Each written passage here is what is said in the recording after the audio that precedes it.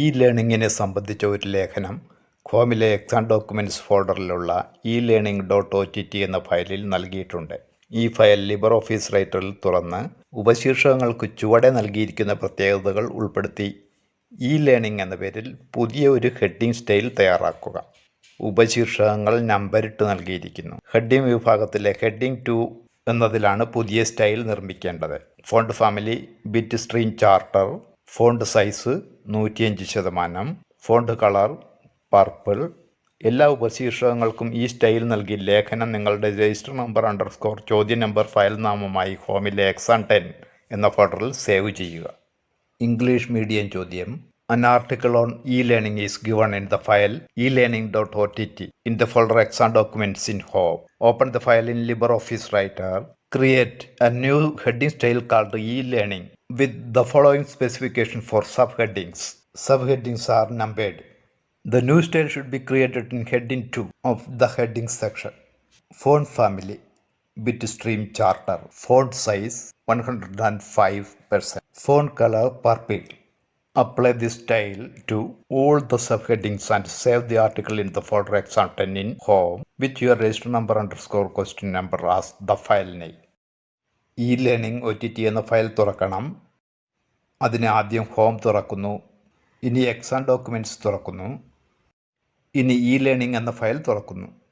ഇതിൽ ആദ്യം ചെയ്യേണ്ടത് പുതിയ സ്റ്റൈൽ നിർമ്മിക്കുക എന്നതാണ്.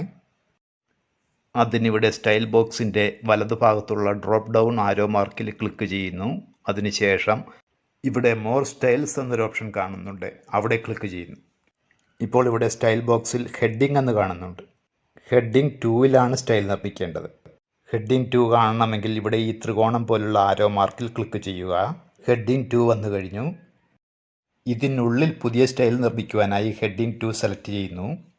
ഇനി ഇതിൽ റൈറ്റ് ക്ലിക്ക് ചെയ്യുന്നു.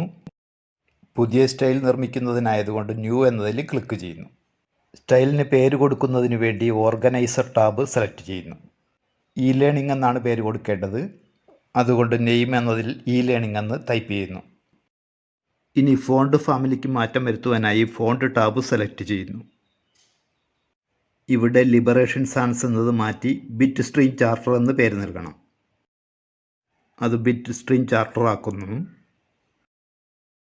സൈസ് 115 മാറ്റിയിട്ട് 105 ആക്കണം. അത് 105 ആക്കുന്നു. ഇനി നിറം മാറ്റുവാൻ വേണ്ടി ഫോണ്ട് ഇഫക്ട്സ് ടാബ് സെലക്ട് ചെയ്യുന്നു. ഇവിടെ ഓട്ടോമാറ്റിക് എന്നത് മാറ്റിയിട്ട് പർപ്പിൾ എന്ന കളർ സെലക്ട് ചെയ്ത് കൊടുക്കുന്നു. ഇനി ഇവിടെ അപ്ലൈ എന്നതിൽ ക്ലിക്ക് ചെയ്യുന്നു. അതിനുശേഷം ഓക്കെ എന്നതിൽ കൂടി ക്ലിക്ക് ചെയ്യുന്നു. നമ്മൾ നിർമ്മിച്ച സ്റ്റൈൽ ഇവിടെ കാണണമെങ്കിൽ ഈ ആരോ മാർക്കിൽ ക്ലിക്ക് ചെയ്യുക. ത്രികോണം പോലുള്ള അടയാളത്തിൽ ക്ലിക്ക് ചെയ്ത് കഴിയുമ്പോൾ നമ്മൾ നിർമ്മിച്ച സ്റ്റൈൽ ഇവിടെ ദൃശ്യമാകുന്നതാണ്. ഇനി ഈ സ്റ്റൈൽ എല്ലാ സബ് ഹെഡിങ്ങുകൾക്കും നൽകണം. സബ് ഹെഡിങ്ങുകൾ ഇവിടെ ഇതുപോലെ നമ്പരിട്ട് നൽകിയിട്ടുണ്ട്. ഓരോന്നും സെലക്ട് ചെയ്ത് നമ്മൾ നിർമ്മിച്ച സ്റ്റൈൽ അതിന് നൽകുക. ആദ്യത്തെ സബ് ഹെഡിങ് സെലക്ട് ചെയ്യുന്നു. ഇനി നമ്മൾ നിർമ്മിച്ച സ്റ്റൈലിൽ ഡബിൾ ക്ലിക്ക് ചെയ്യുന്നു. ഒറ്റ ക്ലിക്ക് പോരാ, എല്ലാ ഹെഡിങ്ങുകൾക്കും നമ്മൾ നിർമ്മിച്ച സ്റ്റൈൽ നൽകേണ്ടതുണ്ട്.